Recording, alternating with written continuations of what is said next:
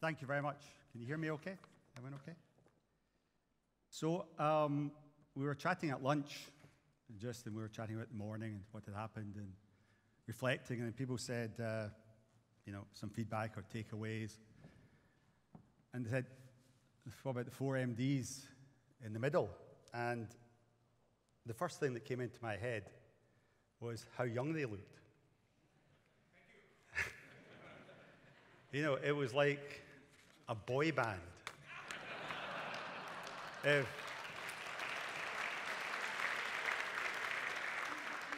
So we'll see what's coming later this afternoon. But it's very good. It also reflected that if that was in Britain, I don't think our MDs would have been able to get in the chairs, but there we go. Healthy life in Denmark.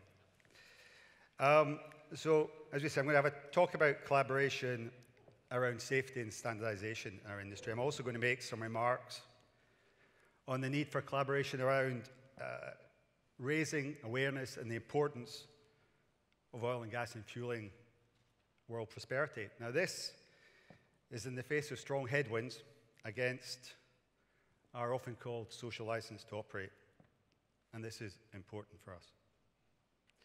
So first of all, perhaps some experience of collaboration, and mine have been first class.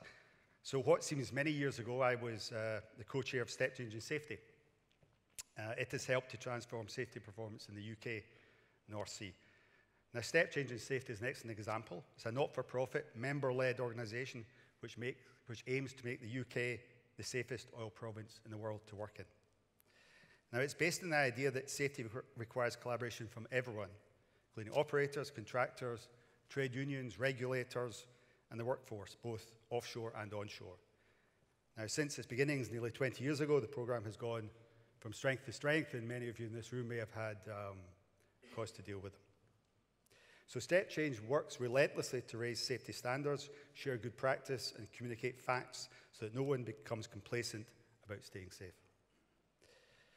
I also actually, at the moment, still continue to serve as the international chair of the Offshore Petroleum Industry Training Organisation, or PETO, and many of you know. Its frameworks for safety and emergency response are used in now over 47 countries, and every year over 250,000 oil and gas workers train to PETO standards. Globally, Danish company Falck are the largest provider of PETO training, and here in Esbjerg, Falck delivers PETO survival training, as does Maersk. But let's move on to the organisation I'm representing today, the International Association of Oil and Gas Producers, more commonly known as IOGP. So I was delighted when Oil Gas Denmark approached me about speaking today. The Danish Association, although it's only been going for a few years, is an especially valued IOGP member. It's active on three of our most dynamic committees: communications, the EU committee, and of course safety. Now, having mentioned these committees, let me perhaps take a few minutes to explain what IOGP is and does. So IOGP works to promote safe, responsible, and sustainable production around the world. We were founded over 40 years ago in London, where we are still based. Now, our members, 78 at the last count, include most of the world's leading publicly traded private and state-owned oil and gas companies. Other members include industry associations like Oil Gas Denmark and major upstream service companies such as Schlumberger, where I spent my career before joining IOGP. So its work is committee-based. We have 14 standing committees. They cover topics that span the alphabet from Arctic to Wells. These committees consist of both appointees and volunteers from our member companies. They provide what we rather inelegantly call the sweat equity that moves things forward. Now, backing up these committees is a secretariat of some 30 experts in health, safety, and environment, operations, communications, as well as support staff. Now, these committees produce a wide range of work, many of I would imagine you're perhaps familiar with, guidelines, recommended practices. Our back catalogue consists of some 500 documents. Now, on an advocacy front, we address global and regional bodies. These include the UN agencies, the World Bank, International Standards Organization, the National Regulators Forum, OSPAR, and the Arctic Council. Our Brussels office provides a conduit for advocacy and debate between our industry and the European Union, one that's become more important post-McConnell since the Offshore Safety Directive was introduced. The EU so as you know, is really involving itself in our industry, perhaps not always to the best. Their intentions may be good, but it's quite a complicated story. We've also just recently opened a Houston office to provide on-the-ground contact with our members and the US-based regulators and trade associations, particularly the American Petroleum Institute and the International Association of Drilling Contractors. So everything IOGP does is a work of collaboration. So back to the theme of today. So the start of the motor industry in the late 19th century certainly spurred the growth of the oil and gas sector. So on the subject of collaboration, it seems right to quote from the automotive pioneer, Henry Ford. He said, "Coming together is a beginning, keeping together is progress, working together is success." Now, according to those definitions, IOGP is certainly a success. So let me give you an example. You all remember the Macondo incident in the Gulf of Mexico. 6 years almost to this day, it captured the attention of the whole world. IOGP was quick to respond to the issues that Macondo raised. In the immediate aftermath of the incident itself, we set up the Global Industry Response Group, GIRG for short, and it focused on the 3 areas for improvement highlighted by what happened in the Gulf: prevention, intervention, and response. To help prevent future well control incidents, we established a new committee within IOGP. It's dedicated to better capabilities and practice in well engineering, design, and operations management. That work, in turn, prompted collaboration with IADC. Together, we have set up a joint industry project that will produce a single source of credible information on BOP performance. This will lead to the development of safer, more reliable equipment. Regarding the second area for improvement, intervention, if, despite all of our efforts, another major incident occurs, the industry can now intervene quickly and effectively. This is due to the GIRG recommendation that sparked the creation of the Subsea Well Response Project, a project which has already built and installed a global capping capability and is now looking at the feasibility of a global containment initiative. There are 4 sets of equipment around the world, nearly $1 billion spent. Looking at our third focus area, response, IOGP set up a joint industry project to improve the industry's ability to clean up if a spill should occur. This involves 16 companies, another good example of collaboration. As our experience of more than 4 decades demonstrates, cross-industry cooperation is always a good thing, whether during good times or bad. So such experience and logic tells us that when the price of crude falls, so do levels of investment in oil and gas projects. It's only natural. Tighter budgets make us reorganize our priorities. This can mean looking at more efficient ways to carry out some projects and even dropping others. But never in my 30 years in the industry have I known any company to cut corners on safety as a way of economizing. To do that would be immoral, it would be bad for business, the lawsuits, the fines, reputational damage associated with major incidents. No well-run company would risk those to save a few dollars here or there. On the other hand, safety improvements benefit everyone, which is why they're a crucial platform for collaboration. So are issues concerning health, corporate social responsibility, and sustainability. All of these, which are integral to IOGP's remit, transcend the concept of competition. It's been in everyone's interest throughout our industry to share what they know about improving safety, promoting well-being, and reducing negative environmental impacts. If you want to find a silver lining in the cloud of low oil prices, consider the potential for additional areas of cooperation and collaboration. At IOGP, a new joint industry project, initiated in conjunction with the World Economic Forum, is looking at harmonizing certain component specifications amongst many of our members. Consider the efficiencies and savings to be achieved if bearings or ball valves, for example, were standardized rather than produced to individual specs for individual offshore platforms. Of course, one of the greatest potential for collaboration centers on the greatest goal of every responsible upstream company: zero injuries and fatalities. We're not there yet as an industry, but things are certainly better than they were. How do I know? Well, we saw them this morning. One of IOGP's biggest and most enduring projects is our annual report on upstream safety performance.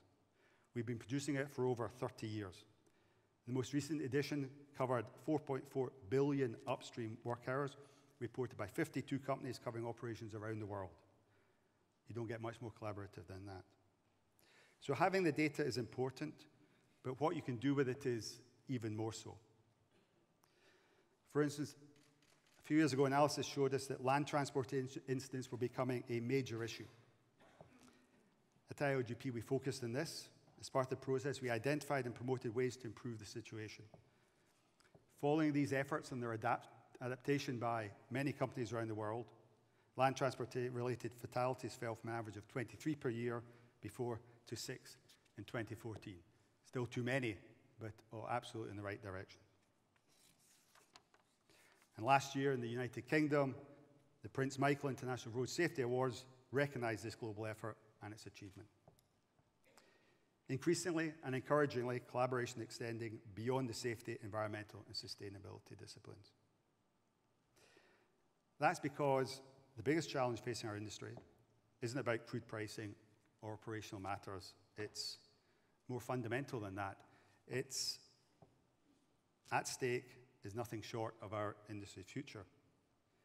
The oil and gas business is increasingly under attack as a dirty irrelevance. Think about your own experiences. Have you ever been challenged at a family gathering, at school, dinner party for your role in destroying the climate?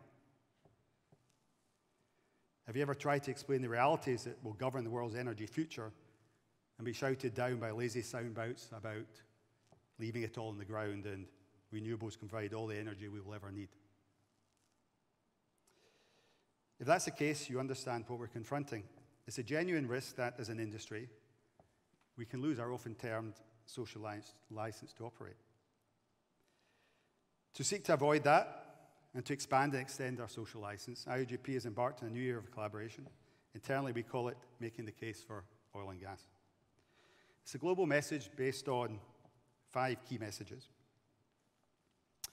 First, we have to make it clear that the world needs oil and gas for heat, light, and transport. Now, of course, we would say that, wouldn't we? But fortunately, others are saying it as well. Organizations like the International Energy Agency, even the UN's own Intergovernmental Panel on Climate Change. They all say we need more oil and gas, or oil and gas will be consumed to a greater extent. So one of our strategies is to make these views known more widely and to enlist other bodies, trade organizations, associations outside our industry to our similar points of view. And we're already starting to see some traction there. Bodies representing steelmakers and farmers and airlines and pharmaceutical companies can all testify to the irreplaceable nature of our products. We aim to encourage them to make their voices heard. Our second message is about balance. You hear lots of talk about climate change, but very little about the need to balance the energy equation with affordability and security of supply. Our campaign is going to provide some of that missing sense of balance, while not at all denying emissions and the damage they're causing. So one of the most powerful messages we have relates to natural gas. It's abundant and affordable and economically makes use of existing technology and infrastructure. Best of all, it's the cleanest burning hydrocarbon. Just see how the US achieved a climate change breakthrough by its massive switch away from coal-fired power stations to natural gas, primarily from shale. Now, our fourth message concentrates on oil. It's become something of a stepchild in terms of image, but the fact remains there is no effective substitute of oil in transporting goods and people. Those of you who flew here today wouldn't have made it without the power concentration of aviation fuel. Oil also plays a fundamental role in agriculture, enabling a growing world to feed itself. Which brings me to the final point of this advocacy effort. During the 150 years of the age of oil and gas, the world has reached levels of health and prosperity never before achieved. Billions of people are better off than they would be without the benefits of our products.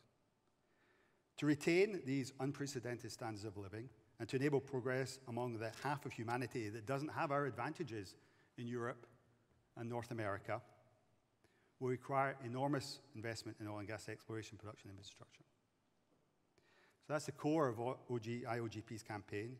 The oil and gas is an integral part of the world's sustainable energy future. The message is aimed at decision makers and opinion leaders around the world.